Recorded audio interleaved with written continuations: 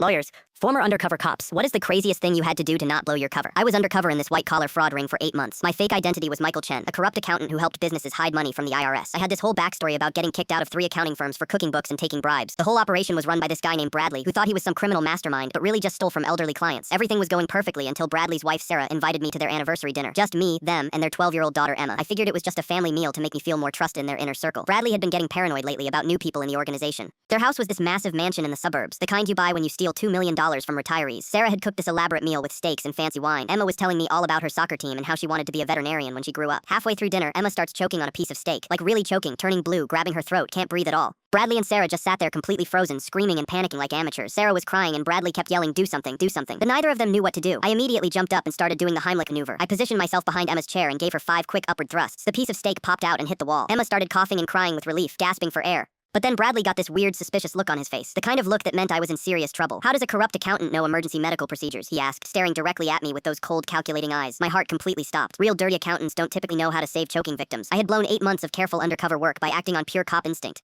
All my training about staying in character had gone out the window the second I saw a kid in danger. I quickly said my mom choked on a chicken bone when I was 16. I took a first aid class the next week because I never wanted to feel that helpless again. Watching someone I cared about almost die. Bradley stared at me for what felt like forever, while Sarah held Emma tight. The silence was absolutely deafening. I could hear my own heartbeat pounding in my ears. 8 months of work was about to be destroyed because I couldn't let a child suffocate. Then Bradley smiled and reached over to shake my hand firmly. That's exactly why I trust you, Michael. You actually care about family instead of just pretending like most people in this business. 3 weeks later, we coordinated a massive raid and arrested the whole crew for stealing over $2 million from their elderly clients' retirement accounts. When Bradley saw me walk into the courtroom wearing my police uniform, he looked more confused than angry or betrayed. During his testimony, he kept shaking his head and said, I still can't believe the guy who saved my daughter's life was the same person who took me down. You could have let her choke and kept your cover. The prosecutor asked him why he thought I saved Emma instead of protecting the investigation. Bradley looked directly at me and said, because he's still a good person underneath all the lies. That's probably why he became a cop in the first place. Emma sent me a thank you card while her dad was in prison.